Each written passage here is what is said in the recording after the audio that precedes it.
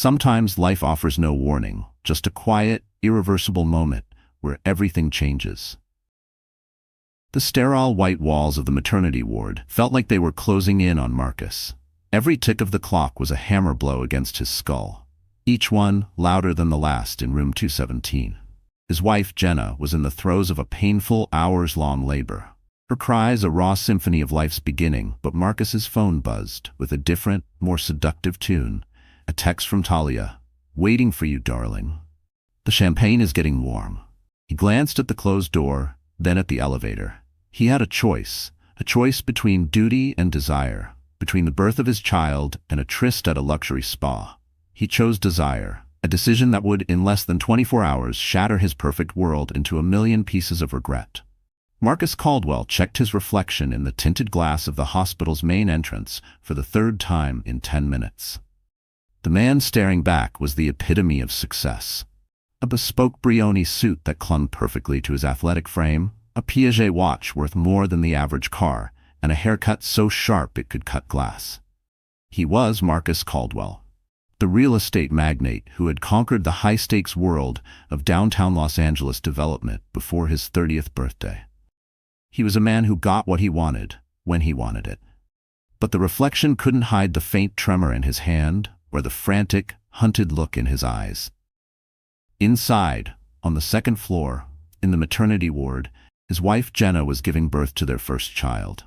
Her labor had started unexpectedly that morning, a full 2 weeks before her due date. One moment they were having a leisurely breakfast in their sun-drenched Beverly Hills condo. The next, Jenna was gasping, her hand flying to her stomach, her face pale with a mixture of shock and pain. The rush to Cedars Medical had been a blur of screeching tires and frantic phone calls. Now, 8 agonizing hours later, the initial adrenaline had curdled into a thick, suffocating anxiety. The corridor of the maternity ward smelled of antiseptic and something vaguely sweet, a scent that was starting to make Marcus feel nauseous. He wasn't good at this. The waiting, the powerlessness. His world was one of action, of decisive moves and calculated risks.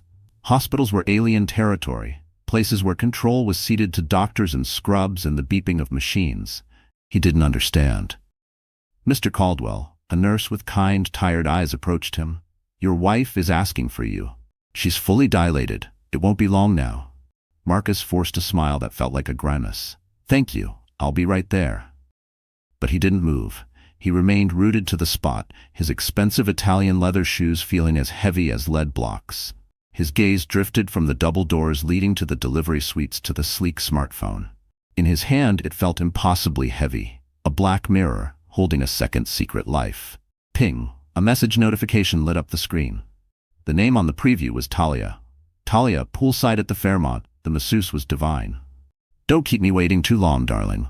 So. Marcus's heart did a strange, painful lurch. It was a sensation he was becoming increasingly familiar with, a toxic cocktail of guilt and exhilarating desire. Talia, her name alone was a sin on his lips. She was his escape, his addiction, a fiery, raven-haired art consultant he'd met at a gallery opening 6 months ago. She was everything Jenna wasn't, wild, unpredictable, and utterly unconcerned with building a future. Talia was the present, a series of decadent, stolen moments. Jenna was his future. She was his partner, the calm, steady center of his life. She was intelligent, compassionate, and carried a quiet strength he had always admired. She was the woman he had chosen to build a legacy with, the mother of his child. She was currently screaming his name from a hospital bed, her body being torn apart to bring his son into the world, and he was thinking about another woman. The self-loathing was a physical thing, a bitter taste at the back of his throat. He should be in there, holding Jenna's hand, whispering words of encouragement. He should be the loving, devoted husband. But he wasn't built for this. Not this kind of pain, not this kind of helplessness. His world had always revolved around control, precision, action, consequence. The hospital was none of that.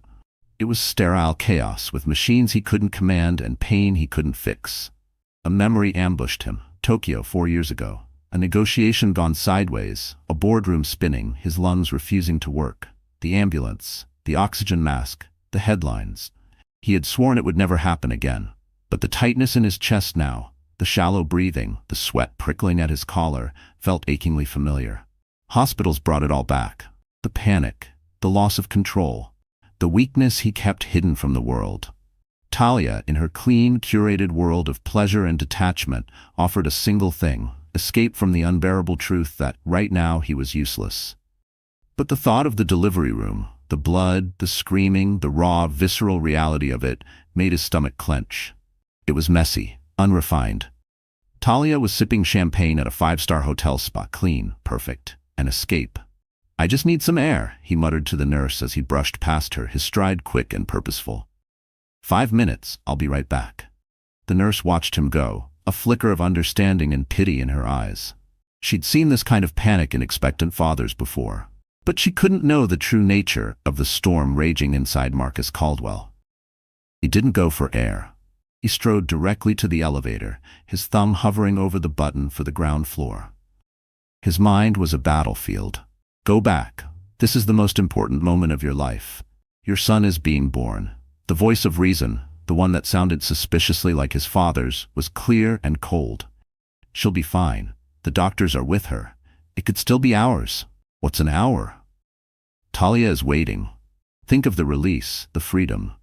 The other voice, the serpent's whisper, was far more persuasive. He thought of Jenna's tear-streaked, sweaty face when he'd left the room an hour ago. "Don't leave me for too long, Marcus. I'm scared." He thought of Talia's laughter, the way it echoed in a hushed hotel suite, the scent of her jasmine perfume still clinging to his collar. The elevator doors slid open with a soft chime. Marcus stepped inside, the polished steel walls reflecting a man he'd barely recognized. He wasn't just a man torn between two women. He was a man on the verge of making a choice that would detonate his entire existence. He knew, on some deep cellular level, that this was a point of no return.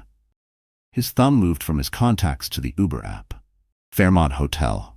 He typed, his fingers moving with a will of their own. The car was 3 minutes away. As the elevator descended, carrying him away from the cries of his wife and the birth of his child, Marcus Caldwell told himself a lie. He whispered it into the suffocating silence of the metal box, a desperate mantra to drown out the sound of his own heart's betrayal. "I'll be back in an hour. No one will even know I was gone."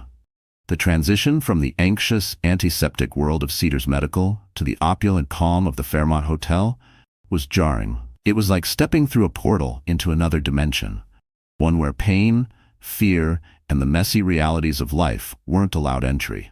The air in the hotel lobby was scented with lemongrass and white tea. Soft jazz trickled from hidden speakers, and the low murmuring conversations of the city's elite provided a soothing soundtrack. Marcus handed the keys to his black Jaguar to the valet, the gesture automatic. He strode through the lobby, his guilt a heavy cloak he tried to shrug off with each step. He nodded at the concierge, who greeted him by name, and headed straight for the elevators that led to the Lotus Spa. Every detail of the hotel was designed to soothe and impress, a world he understood and had helped build through his own real estate empire. The polished marble floors, the reclaimed wood beams, the curated art on the walls. It was a language of wealth and exclusivity. He was fluent in it. It was a world away from the harsh fluorescent lights and linoleum floors of the hospital. There, Jenna was a patient, a number. Here, he was Mr. Caldwell, a man whose presence commanded respect and seamless service. The spa was even more serene, a subterranean haven of tranquility. The air was warm and humid, carrying the scent of eucalyptus and sandalwood. A hostess with a beatific smile led him through a lantern-lit corridor toward the pool area. "Miss Russo is by the pool, Mr. Caldwell. She asked me to let you know she's reserved a private cabana." "Thank you, Aiko." He saw her before she saw him. Talia was stretched out on a plush white lounger, a vision in a daringly cut black bikini. Her bronzed, oil-kissed skin seemed to absorb the soft light. A half-empty flute of champagne sat on the small table beside her, next to a copy of the bell jar she had no intention of reading. She was the picture of languid, carefree indulgence. As he approached, a wave of something dark and possessive washed over him, momentarily eclipsing the guilt. This was his secret, his prize. The thrill of the illicit was a potent drug, and he was a willing addict. "I was beginning to think you'd stood me up," Talia said without opening her eyes, a playful pout in her voice. "Never," Marcus replied, his voice a low murmur. He leaned down and kissed her. The taste of champagne and her expensive lipstick, a stark contrast to the sterile taste of fear in his mouth just 30 minutes earlier. She finally opened her eyes, deep pools of chocolate brown that held a knowing, challenging glint. "Trouble in paradise?" she asked, her manicured fingers tracing the lapel of his suit. "You look tense." "Just a stressful day at the office?" he lied, shrugging off his jacket. The lie came easily. He'd been telling so many of them. Lately, it was starting to feel like a second skin. "Poor baby," Talia cooed, shifting on the lounger to make room for him. "Let me help you forget all about it." Marcus sat down, the fabric of his tailored trousers immediately feeling out of place in the humid, relaxed atmosphere. He loosened his tie, the knot suddenly feeling like a noose. All around them was a world of pampered perfection. A woman with a green clay face mask floated serenely in the heated pool. A man in a fluffy white robe read the Wall Street Journal. It was a bubble, and for a desperate hour, Marcus wanted nothing more than to be inside it, with her.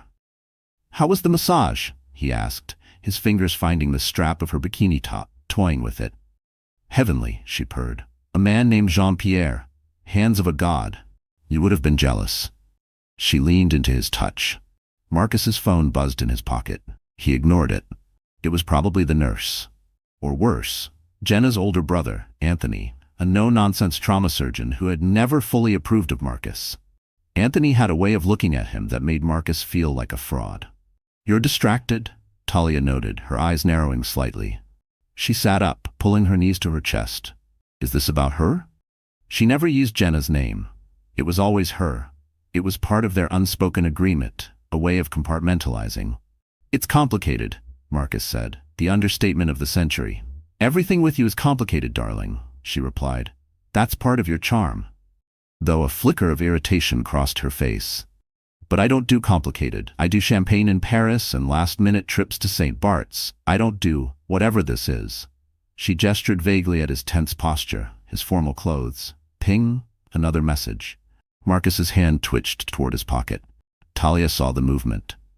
"For God's sake, Marcus, turn it off. You're here with me. Be here with me." Her tone was no longer playful. It was a command.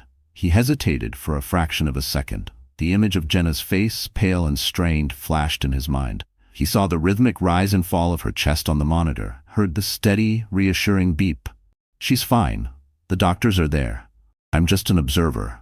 With a deep breath, he pulled out his phone. He didn't look at the messages. He simply held down the power button, watching as the screen went black. The silence that followed was both a relief and a new source of dread. He was untethered, unreachable. The world outside this luxurious cocoon ceased to exist. "Better?" Talia asked, her smile returning. "Much," he lied again, pulling her toward him. As his lips met hers, he tried to lose himself in the moment. He tried to focus on the scent of her skin, the softness of her lips, the quiet promise of the private cabana she'd reserved. He tried to force the image of the hospital from his mind. But as he closed his eyes, the only thing he could see were the double doors of the delivery suite swinging shut, closing him out. And the only thing he could hear was the faint, phantom cry of a baby he hadn't been there to welcome into the world. The escape was an illusion. He had brought his prison with him. The private cabana was an oasis within an oasis. Gauzy white curtains billowed in a manufactured breeze, obscuring the view of the main pool and creating an intimate, secluded world. A fresh bottle of Bollinger nestled in a silver bucket of ice sat waiting. 2 glasses, already frosted with condensation, stood beside it. Talia had orchestrated the scene with her usual flair for decadent detail. "Now," she said, sinking back against a pile of silk cushions, "tell me, what's really bothering you? Was it the zoning board again? Did that old fossil Councilman Delgado block the Wilshire Grove proposal?" She was trying to draw him back into their world, the world of power plays and billion-dollar deals. A world where he was king. It was a calculated move, designed to soothe his ego and distract him from whatever was pulling his attention away. Marcus forced a laugh, popping the cork on the champagne with a practiced flick of his thumb. "Something like that. Delgado is a thorn in my side, as always." He poured the bubbling liquid, the lies sliding off his tongue with sickening ease.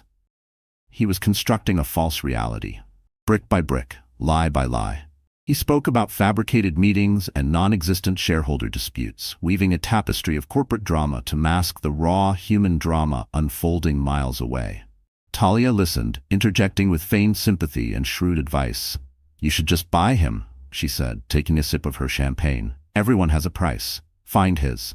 That was Talia's philosophy, and by extension, it had become his.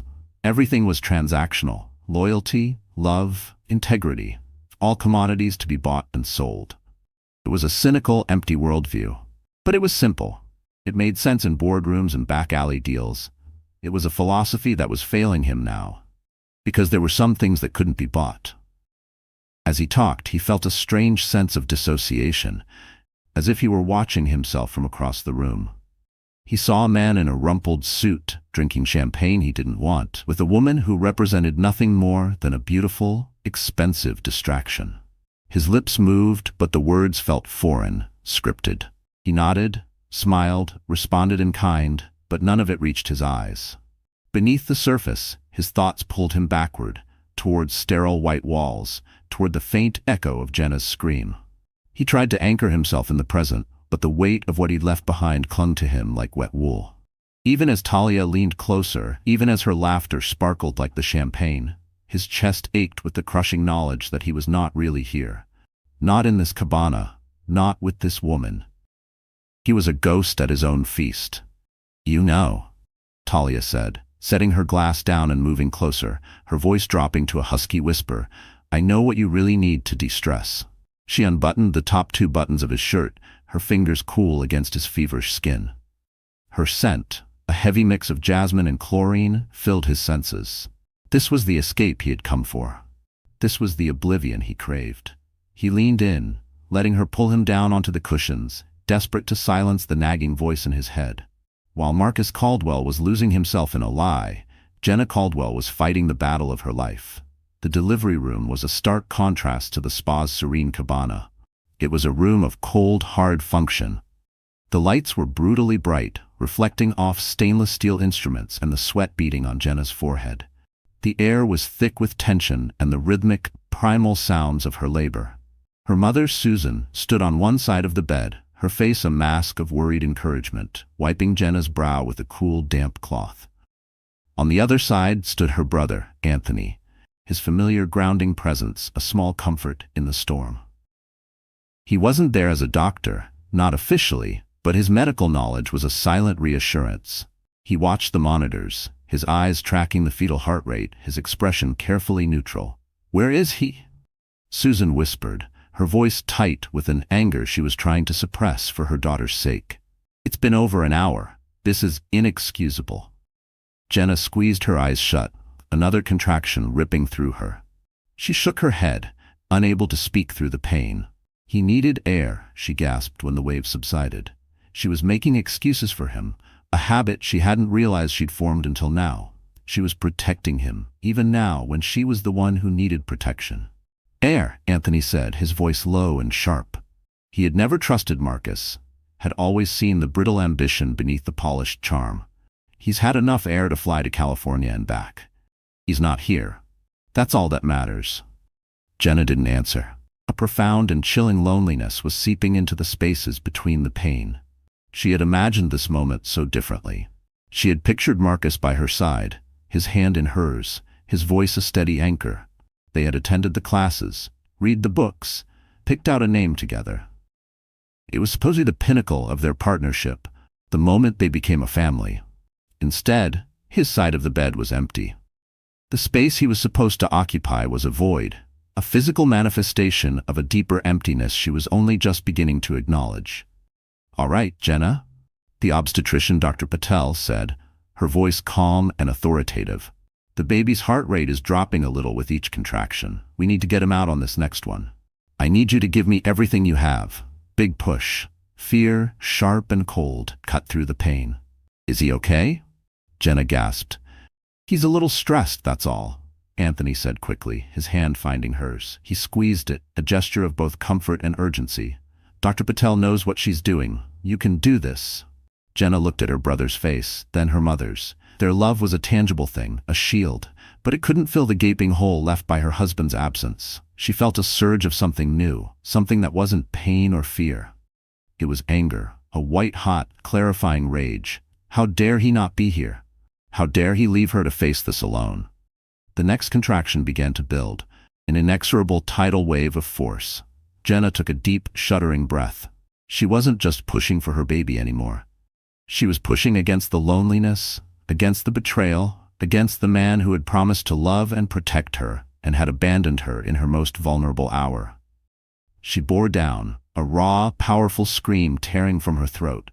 It was the sound of a woman bringing a life into the world, and the sound of a marriage beginning to die. In the cabana, Marcus flinched. He thought he heard a distant scream, but dismissed it as a trick of his guilty conscience. He closed his eyes and kissed Talia again, seeking a deeper level of oblivion.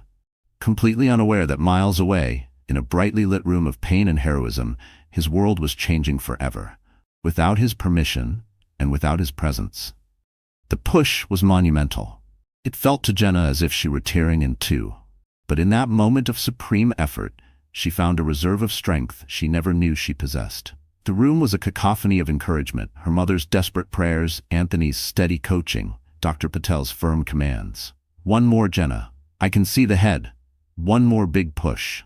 With a final guttural cry that scraped her throat raw, she gave it everything she had left, and then a sudden slick release. The pressure was gone. For a breathtaking second, there was silence. Then a thin, wavering cry filled the room. "He's here," Dr. Patel announced, her voice warm with relief. "You have a beautiful baby boy." Tears of exhaustion and overwhelming love streamed down Jenna's face. Her mother was sobbing openly, kissing her forehead. Anthony let out a shaky breath, a rare crack in his stoic facade. A nurse quickly wrapped the baby in a warm blanket and placed him on Jenna's chest. He was so small, so perfect. His face was red and wrinkled, his eyes squeezed shut. A dusting of fine, dark hair covered his head. Jenna touched his tiny clenched fist with her finger, and he instinctively gripped it. In that moment, the world outside the room, the missing husband, the betrayal, melted away. There was only her and her son. "Hello, little one," she whispered, her voice choked with emotion. "I'm your mommy. I've been waiting for you." But the peaceful moment was tragically brief. "Dr. Patel," a nurse said, her voice suddenly sharp with alarm, "the bleeding isn't stopping." The atmosphere in the room shifted instantly. The joy evaporated, replaced by cold clinical urgency. Anthony's head snapped up, his medical instincts taking over. He looked from the monitors to the growing pool of blood. "She's hemorrhaging," he said, his voice flat and deadly serious. Dr. Patel was already moving, shouting orders. "Postpartum hemorrhage. Get me a liter of LR. Wide open. Type and cross for 4 units of packed cells now. Call the attending. I need another set of hands in here." It all happened so fast. One moment Jenna was holding her son. The next, he was being whisked from her arms by a nurse. Her initial confusion gave way to a wave of dizziness. The room started to spin. The voices of the doctors and nurses became a distorted, echoing tunnel of sound. She felt a profound, terrifying coldness spreading through her limbs. "What's happening?" she slurred, the words feeling thick and clumsy in her mouth. "You're bleeding a little more than we'd like, sweetie," her mother said, her voice trembling as she tried to project a calm she didn't feel. "They're just going to take care of it." But Jenna could see the panic in her mother's eyes. She could see the frantic, efficient movements of the medical team as they worked on her. She felt a new IV being jabbed into her arm. Someone was pressing down hard on her abdomen, causing a fresh, searing pain. "Marcus," she whispered, the name a ghost on her lips. "I need Marcus." Her consciousness began to fade, the bright lights of the room dimming to pinpricks. The last thing she saw before the darkness took her was her brother's face, pale and grim, as he leaned in close. "Stay with us, Jenna. Fight. You have to fight." Marcus checked the time on his Piaget. 5:47 p.m. He had been gone for nearly 2.5 hours. The quick hour he had promised himself had stretched and warped in the timeless bubble of the spa. The champagne was gone, and the initial thrill of his transgression had faded, leaving behind a stale, anxious residue. "I have to go," he said, disentangling himself from Talia's arms. She pouted. "So soon? The fun is just beginning." "I can't. I have a dinner with investors," he lied, pulling on his suit jacket. It felt wrinkled and smelled faintly of chlorine and perfume. Boring, she sighed, stretching languidly. Call me tomorrow. We'll plan a real escape. Maybe Monaco. Maybe, he said, giving her a perfunctory kiss. He walked out of the spa and into the hotel lobby. Turning his phone back on as he went, it exploded with notifications. 17 missed calls. Anthony 4 missed calls. Susan Caldwell, Mom 9 unread messages. Anthony, a cold dread far more potent than anything he'd ever felt, seized him. His fingers trembled as he tapped on the messages from Anthony. 4:15 p.m. Where the hell are you? She's pushing. It's a boy. Get back here now. Marcus, answer your damn phone. It's an emergency. 45 m. She's hemorrhaging. They can't stop the bleeding. They're taking her to surgery. For God's sake, where are you? 5:10 p.m. Your son is in the NICU and your wife is in the OR. I hope whoever you're with was worth it. The world tilted on its axis. The blood drained from Marcus's face, and for a moment he thought he was going to be sick right there on the polished marble floor. The murmuring sounds of the lobby faded into a high-pitched ringing in his ears. Hemorrhaging. Surgery. NICU. The words were a brutal, staccato assault. This wasn't supposed to happen. Things like this didn't happen to him, to his family. His life was a carefully curated masterpiece of success and control. This was chaos. This was a nightmare. He stumbled out of the hotel, fumbling for his car keys, his hands shaking so violently he could barely fit the key in the ignition. He peeled out of the driveway, earning an angry honk from a taxi. But he didn't care. The drive back to Cedars Medical was a panic-fueled haze. He ran every red light, his mind racing, replaying the sequence of events, the choices he had made. The lie he told himself, "No one will even know I was gone," echoed in his head, a cruel, mocking taunt. He sprinted into the hospital, his disheveled appearance a stark contrast to the man who had left hours earlier. He ran to the maternity ward, his heart hammering against his ribs. The nurse at the station, the one with the kind eyes, looked at him now with undisguised contempt. "Where is she? Where is my wife?" he demanded, his voice ragged. Before the nurse could answer, a figure blocked his path. It was Anthony. His scrubs were spattered with blood, his face a thunderous mask of grief and pure unadulterated fury. "You," Anthony spat, his voice low and shaking with rage. "You finally decided to show up." He didn't wait for a response. Anthony's fist connected with Marcus's jaw in a sickening crunch of bone and cartilage. Marcus staggered backward, the taste of blood filling his mouth. The physical pain was nothing compared to the abyss of dread that had just opened beneath him. "She's in surgery, fighting for her life," Anthony snarled, standing over him, "and it's your fault. You left her. You left her to die." The force of Anthony's punch sent Marcus sprawling onto the cold, unforgiving linoleum floor. The sharp, metallic taste of his own blood was a shocking jolt back to a reality he had so desperately tried to escape. A small crowd of nurses and hospital staff had gathered, their faces a mixture of shock and stern disapproval. The fluorescent lights of the hallway seemed to flicker and glare, each one an interrogator's lamp exposing his shame. What happened?" Marcus stammered, pushing himself up onto his elbows. His jaw throbbed with a dull, intense ache. "Is she—" He couldn't bring himself to finish the sentence. "She had a uterine atony," Anthony said, his voice laced with venom and the clipped precision of a doctor delivering a devastating diagnosis. "Her uterus wouldn't contract after the birth. She bled out on the delivery table while you were off getting your suit wrinkled, you son of a—" Every word was a blow, more painful than the punch. Uterine atony. Bled out. The clinical terms were somehow more terrifying than vague pronouncements of danger. They were specific, real, irreversible. "They performed an emergency hysterectomy to save her life," Anthony continued, his voice cracking for the first time, revealing the raw grief beneath the anger. "They had to take her womb, Marcus. Do you understand what that means? You were so excited for a big family, for your dynasty. Well, this is it. Your son, the one you couldn't be bothered to show up for, will be your only child. That's the price for your afternoon off." The world swam before Marcus's eyes. Hysterectomy. The word landed with the finality of a coffin lid shutting. No more children. The future he had so carefully planned, the legacy he was obsessed with building, had been surgically removed from the realm of possibility, and it was his fault. The line of causation was direct, brutal, undeniable. He had left. She had been alone, stressed. Things had gone wrong. Susan Caldwell appeared in the doorway of the waiting room, her face swollen and blotched from crying. She looked at Marcus on the floor, not with anger, but with a look of such profound disappointment. It felt like a physical wound. "He's stable," Susan said, her voice a hollow whisper directed at Anthony, refusing to even acknowledge Marcus's presence. "The baby, he's in the NICU, small for his gestational age and a little stressed, but they think he'll be fine." "They named him Daniel," she added. Jenna whispered it before they took her away. Daniel. The name they had chosen together, during a weekend in Malibu, sitting on the deck of their beach house, dreaming of a future that now lay in ruins. Marcus scrambled to his feet. "I need to see her. I need to see him." "You will see neither," Anthony said, stepping forward once again, blocking his path. His stance was immovable, a wall of righteous fury. "You forfeited that right when you turned your phone off. Security is on their way. You are not welcome here." "You can't do that," Marcus protested, his voice rising with panic. "I'm her husband. I'm his father.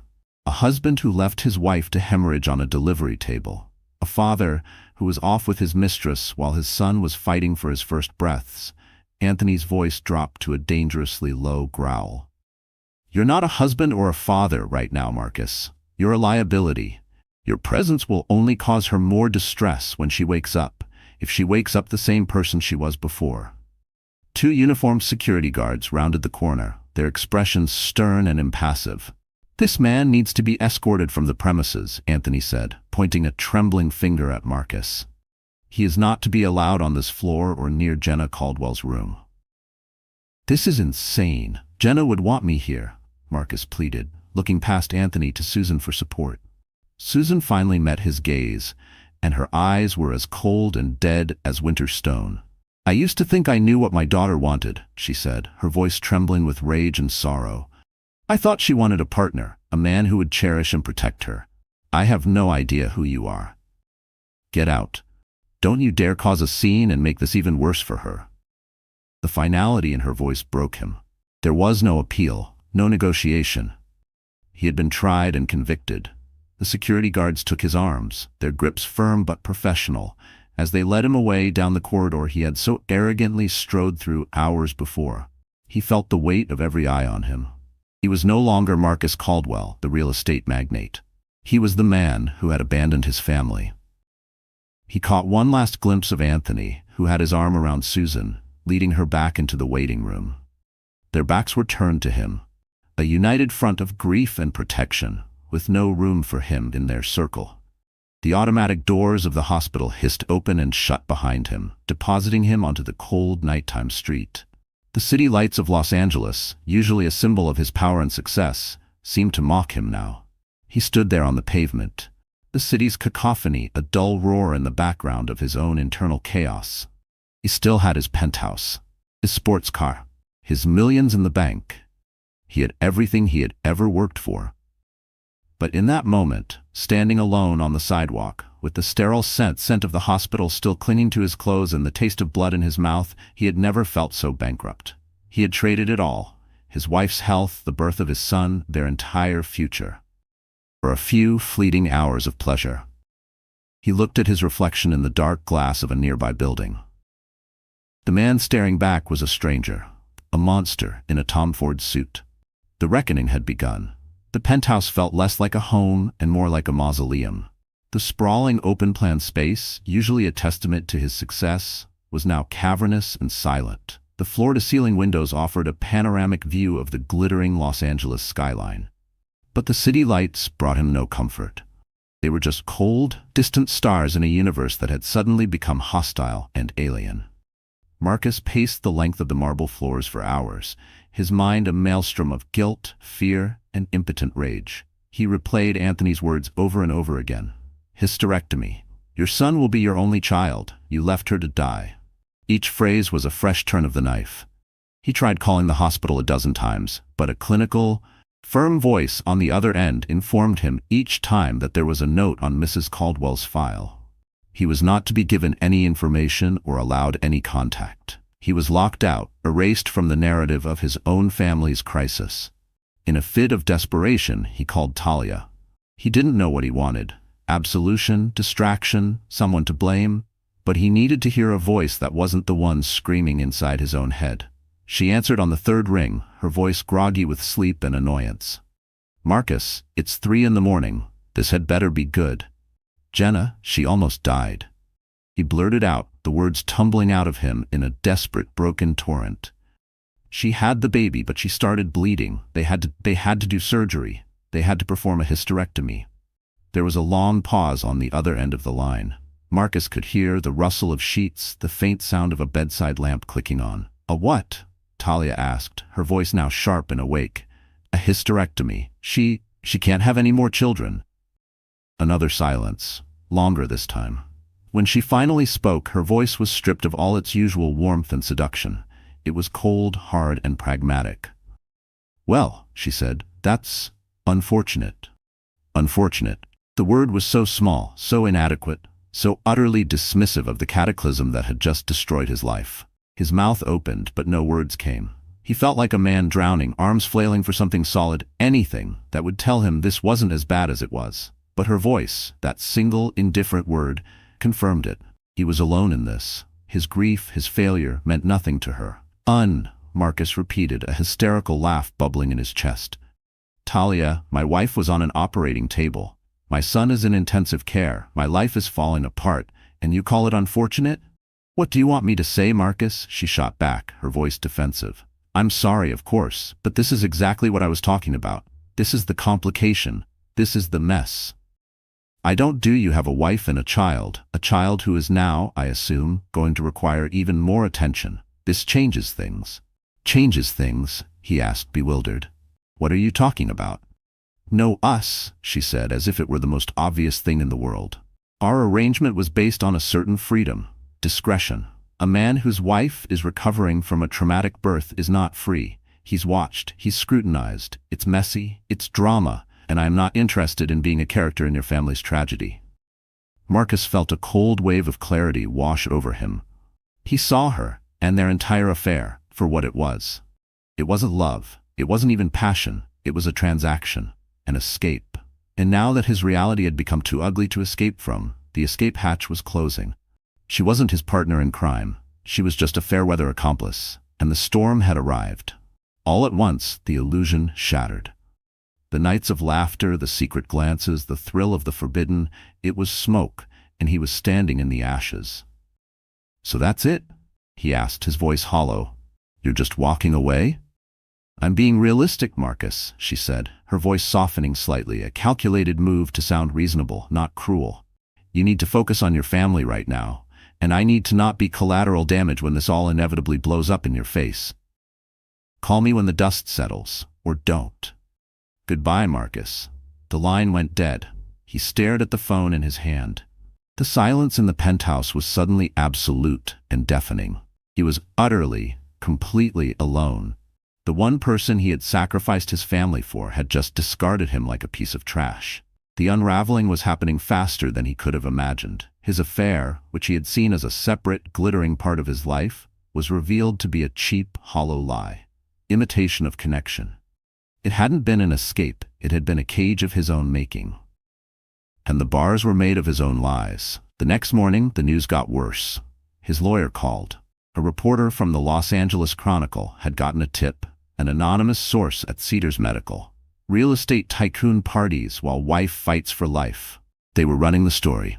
His carefully crafted public image, the one he had spent millions on PR firms to maintain, was about to be torched. He showered and dressed, his movements stiff and robotic. He had to get to the hospital. He had to fix this. He drove back to Cedars Medical, filled with a desperate, foolish hope that the light of day would have softened hearts, that he could explain, apologize, bargain his way back in. He was wrong. Anthony had been thorough. Marcus's name was on a list at the security desk. His face was on a printout. When he tried to get past the main lobby, he was politely but firmly denied access. He caused a scene, his voice echoing in the vast, cathedral-like entrance hall, a potent mix of pleading and demanding. It only served to attract more stares, more whispers. He was a spectacle. He retreated to his car, parked across the street, and watched the entrance like a stalker. He saw Susan and other family arrive with flowers. He saw a few of their mutual friends go in, their faces grim. He was on the outside, looking in, at the life that was supposed to be his. Days bled into a week. He existed on whiskey and coffee. The penthouse grew messier, his reflection in the windows more haggard. The Chronicle ran the story, and the fallout was immediate. Business partners grew distant. Invitations to social events dried up. The empire Marcus Caldwell had built on a reputation of ruthless competence was being shaken by whispers of moral incompetence. Finally, a week after he had been thrown out, he received an envelope by courier. It wasn't from Jenna. It was from her lawyer. Inside was a single document, a restraining order, legally barring him from coming within 500 feet of Jenna or Daniel Caldwell. Attached to it was a second document, a petition for divorce citing infidelity and emotional abandonment. He sank to the floor, the papers clutched in his hand. This was it, the final, formal severing. He hadn't just lost a single day. He had lost everything. His wife, his future, his son. The unraveling was complete. He was left in the ruins of the life he had demolished with his own two hands. All for a glass of champagne and a meaningless kiss at a spa. 3 months later, the dust had not settled. It had solidified into the bleak, new landscape that was Marcus Caldwell's life. The divorce was proceeding with brutal efficiency. Jenna's lawyers were sharks, and Marcus, drained and demoralized, put up little fight. He agreed to all her terms. The penthouse, the Malibu house, a settlement so large it made even his own lawyers wince. He didn't care about the money. It was meaningless, just paper and numbers. It couldn't buy back a single second of that fateful afternoon. His business suffered. The story had painted him as a monster, and in the world of high-stakes real estate, reputation was currency. Deals fell through. Investors pulled out. The Caldwell empire, once an unshakable titan, now had visible cracks in its foundation.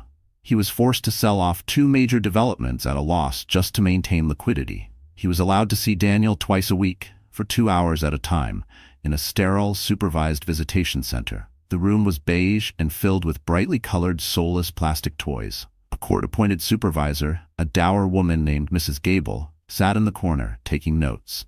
Daniel was a beautiful baby. He had Jenna's calm, wide eyes and a tuft of dark hair that was starting to curl. But he was a stranger. When Marcus held him, the baby often cried, sensing perhaps the frantic, desperate grief that radiated from his father.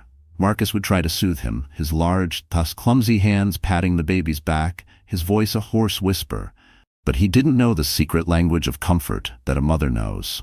He hadn't been there for the first cries, the first feedings, the first sleepless nights. He was a visitor in his own son's life. After every visit, Marcus drove aimlessly through the city, too ashamed to go home. The penthouse mocked him, its silence louder than any argument he and Jenna had ever had. He started writing letters to Daniel, dozens of them. He kept them in a drawer, each one dated, each one ending with a simple plea. Maybe one day, you'll understand. He memorized the sound of Daniel's small sighs, the pattern of his curls, the weight of his body falling asleep in his arms. He kept a single photo from their first visitation in his wallet, creased, water-stained, and sacred. Jenna was never there for the handoffs. Her mother or Anthony would bring Daniel, their faces impassive, their exchanges with Marcus clipped and brutally formal. He hadn't seen Jenna since that day in the hospital. He had only seen pictures of her online, snapped by paparazzi. She looked different. Thinner, yes, but also stronger. The soft, accommodating woman he had married was gone. In her place was a woman with a new, steely resolve in her eyes. She had cut her long hair into a chic, no-nonsense bob. She was often pictured with Daniel strapped to her chest, or with Anthony by her side. She was building a new life, a fortress, and its walls were designed to keep him out. One Tuesday afternoon, as he was leaving the visitation center, his heart aching with the familiar pain of handing his son back, he saw her. She was across the street, waiting by her car, obviously having decided to pick Daniel up herself for the first time. His breath caught in his throat. He had to talk to her. He had to try one last time to make her understand. "Jenna," he called out, jogging across the street, ignoring the blare of a taxi horn. Mrs. Gable would surely note this in her report, but he didn't care. Jenna stiffened as he approached, her hand tightening on her car keys. She didn't run. She stood her ground, turning to face him, Up close, he could see the faint dark circles under her eyes, but also the unshakable strength in her posture. "Marcus," she said, her voice even and cool. It held no hatred, which was somehow worse than if she had screamed at him. It held nothing. "You're not supposed to approach me." "I know, I'm sorry," Marcus said, stopping a few feet away, respecting the invisible boundary of the restraining order. I needed to see you, to tell you I'm sorry." The word sounded pathetic, laughably small in the face of the wreckage he had caused. She looked at him, her gaze unwavering. "Sorry for what, Marcus?" she asked. "For leaving? For the affair? For the hysterectomy? For the fact that I have to get up 3 times a night to feed our son by myself while recovering from major surgery? Or are you sorry for the fact that every time I look in the mirror, I'm reminded that you took away my chance to ever have another child? You're gonna have to be more specific." Each question was a perfectly aimed arrow, and he had no shield. "For all of it," he whispered, his voice breaking. "For everything. I was a fool. I was a coward. I threw away the only thing that ever mattered, for nothing. I would give anything to go back to that day." A flicker of something, pity perhaps, or a ghost of the love she once felt, crossed her face. But it was gone as quickly as it appeared. "But you can't go back, can you?" Jenna said softly. "We can't. That's the point. You made a choice, Marcus. You chose to leave, and in doing so, you chose this life for us, for all of us. I have to live with the consequences. Daniel has to live with them, and so do you." She turned, opened her car door, and got in, without another word. She didn't look back. Marcus stood on the sidewalk and watched as the car pulled away, carrying his entire world with it. He finally understood. His regret wasn't a temporary state of being. It was a life sentence. It was the silent, empty penthouse. It was the forced, supervised visits with his son. It was the phantom pain of a family he would never have. It was the memory of a choice made in a moment of selfish weakness, one that would echo for the rest of his days. He had flown so high, a modern-day Icarus with a portfolio of skyscrapers instead of wings of wax. But he had flown too close to the sun of his own ego, and the fall had been just as spectacular. He was still Marcus Caldwell. He still had his name, his fortune. But as he stood alone on that Los Angeles street, with nothing but the bitter taste of regret in his mouth, he knew he had lost the one thing that truly defined a man: his honor. And that was a debt no amount of money could ever repay. So the story has come to an end. And you, our wonderful friends, you're still here, aren't you? If you've made it this far, then something, somewhere must have touched your heart in a quiet but undeniable way. And now, together, let's take a breath and look back through a different lens. Marcus Caldwell's story isn't just a tragedy. It's a mirror, a reminder that in life it is not the absence of pain or temptation that defines us, but how we respond when tested. Marcus had everything: wealth, power, admiration. Yet in a single moment of weakness, he traded it all for escape and paid with the very things that truly mattered. Stoic philosopher Epictetus once said, "It's not what happens to you, but how you react to it that matters." Marcus reacted with fear, with flight, and in doing so he lost his honor, the core of who he was. The message here isn't to shame, it's to awaken. Because all of us, at some point, will stand at the edge of choice. Will we choose courage over comfort, responsibility over impulse? Marcus teaches us that the consequences of our actions are not always immediate, but they are always real. Some mistakes like his carry a lifetime's weight, but even in ruin, there's clarity. As Seneca put it, no man was ever wise by chance. And wisdom often comes not from our triumphs, but from our wreckage. So, if this story stirred something in you, if it made you reflect, remember, or even forgive, then maybe it served its purpose. If you found value in this journey, we ask you, like this video, share it with someone who needs to hear it, and subscribe for more stories that speak to the soul. Because healing begins with awareness. And sometimes all it takes is one story to start the change. We'll be here, waiting to walk with you through the next one.